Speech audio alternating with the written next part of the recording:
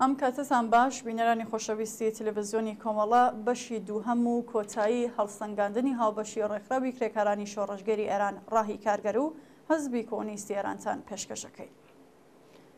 سێهەم تەسلیمبوونی دەوڵەتی دەستیڕاستی سوئید بە پاجوەرگرتن و بارەمتەگرتنی کۆماری ئیسلامی و گەڕاندنەوەی حەمید نووری دەبێت لە چوارچێوەی سیاسەتی دەوڵەتەکانی ڕۆژاوە لە پێناو پاراستن و مانەوەی کۆماری ئیسلامی لە بەرامبەر ئاخێزی شۆڕژگەرانی خەڵکی ئێراندا هەڵبسەندێنرێت.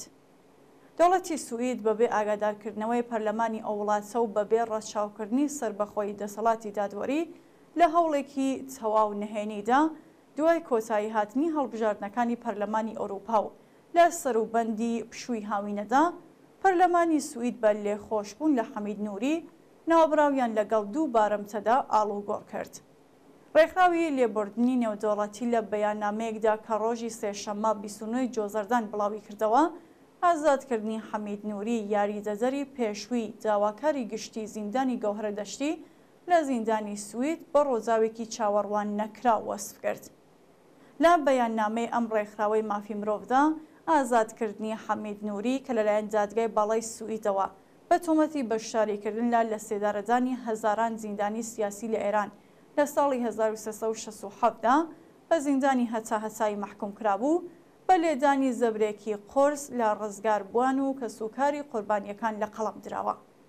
لەم بەیاننامەدا هەروەها هۆشداری دراوەکە ئاڵوگۆڕی زیندانیان لە نێوان کۆماری ئیسلامی سوئیددا دەبێتە هۆی پارێزراوبوونی کۆماری ئیسلامی لە سزاکان. پێشتر دەوڵەتەکانی ئەمریکا و ئەڵمانیش بە تەسلیمبوون بە بارەمتەگرتنی کۆماری ئیسلامی چەند تاوەتمارێکیان کە لە دادگاکانی ئەو وڵاتانەدا دادگای کرابن و سزایان بەسەردا سەپێنرا بوو لە بەرامبەر ئازادکردنی چەند هاوڵاتێکی ئەو وڵاتانەدا کە بە تۆمەتی بێبنەما دەست بەسەر و بە بارەمتە گیرابوون ڕادەستی کۆماری ئیسلامی کردوێتەوە. تەسلیمبوونی ئەم دەوڵەتانە و لەوانە دەوڵەتی سوئید بەرامبەر بە ویستی کۆماری ئیسلامی دەرخەری ئەو ڕاستیەکە ئەوان مانەوەی کۆماری ئیسلامی بە قازانجی بەرژەوەندیەکانی ئەمڕۆ و سبەینێ خۆیان دەزانن. هەر بۆیە سەرکێشیەکانی ئەم دەسەڵاتە ستەمکار و خوێن ڕێژە تەحەموڵ دەکەن. بەرپرسانی یەکێتی ئەوروپا و دەوڵەتی ئەمریکا زۆرجار ڕایان گەیاندووە ئامانجی ئەوان لە گوشارخستنە سەر ڕۆژیمی ئێران گۆڕینی ئەو دەسەڵاتە نییە بەڵکو گۆڕینی هەڵسوکۆتەکانیەتی.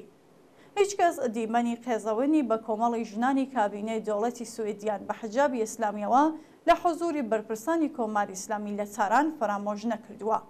ئەویش لە هەلوو مەرجێکدا کە ژنانی بوێر و ئازادیخواز ئێران حجابی ئیجباریان لەسەر خۆیان لادەبرد و هەر لەو کاتەوە سەرساکانی سەرهەڵدانی بزوستنەوەی شۆڕژگەرانەی ژن ژیان ئازادی دەستی پێکرد بوو. ئەم واقعیەتە دەری زەخاتکە ئەو هێزە ئۆپۆزیسیۆنانەی لە بارەگای دەسەڵاتی وڵاتە ڕۆژاوایەکان بە دوای گۆڕینی ڕژیم لە سەرەوەی بزوستنەوە کۆمەڵایەتیەکاندا دەگەڕێن چەندە ساویلکەن. وڵاتانی ڕۆژاوا نەک هەرمەبەستیان بە دیاری هێنانی ئازادی و دیموکراسی نیە بەڵکو بە دوای بەرژەوەندی سیاسی و ئابووری و ژیۆپۆلیتیکی خۆیاندا دەگەڕێن. ئەگەرچی بۆ فریودانی ڕایگەشتی ئەو ڕاستیانە لە ژێرناوی مافی مرۆڤ و دیموکراسیدا دەشارنەوە. چوارەم شەڕی غەزە و پەرەسەندنی گرژی نێوان ڕژیمی ئیسرائیل و حیزبۆڵا لە باشووری لوبنان دۆخی ناوچەکەی ئاڵۆزتر کردووە.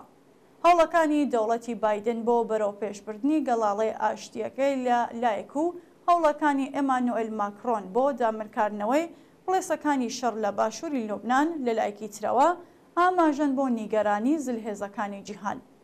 دەوڵەتی بایدن بەردەوامبوونی ئەم شەڕە و کوشتاری خەڵکی فەلەستین لە غەزە بە زیانی بانگەشەی هەڵبژاردنەکانی خۆی دەزانێت. هەر بۆیە هەوڵ دەدات بە هەر شێوەیەک بێت نێتانیاهو سنووردار بکات. هەڵوەشانەوەی کابینەی جەنگ لەلایەن نێتانیاهووە و هاوکات پێشەکردن و پەرەسەندنی بزوستنەوەی دژە شەڕ لە نێو خەڵکی ئیسرائیل و بە تایبەتی بنەماڵەی دیلەکان و سەربازاندا و هەروەها جەختکردنەوە لەسەر ڕێکەوتنی ئاشتی بارودۆخی سەرۆکوەزیری ئیسرائیلی گەڵی لاواز و ناجێگیرتر کردووە. هۆڕاگەری حەماس لە غەزە و پەرەسەندنی شەڕ لە باکوور لەگەڵ حیزبوڵڵا کە بە تیرۆرکردنی ڕێبەرانی ئەو گروپە لەلایەن ئیسرائیلەوە تونتر بووە هەلوو مەرجێکی نوێ لە ناوچەکەدا خۆڵقاندووە.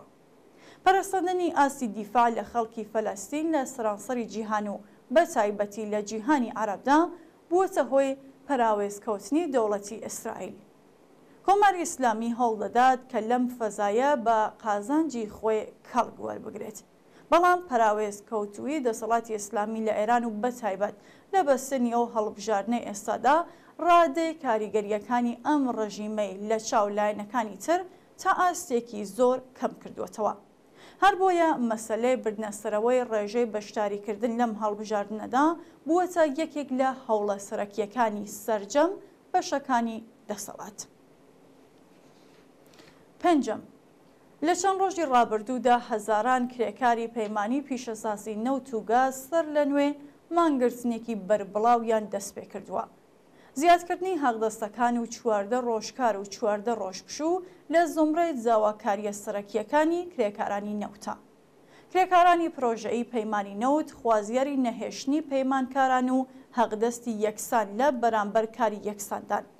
ئەوە خواستێکی سەرتاسەریە لە پیشەسازی نەوتدا.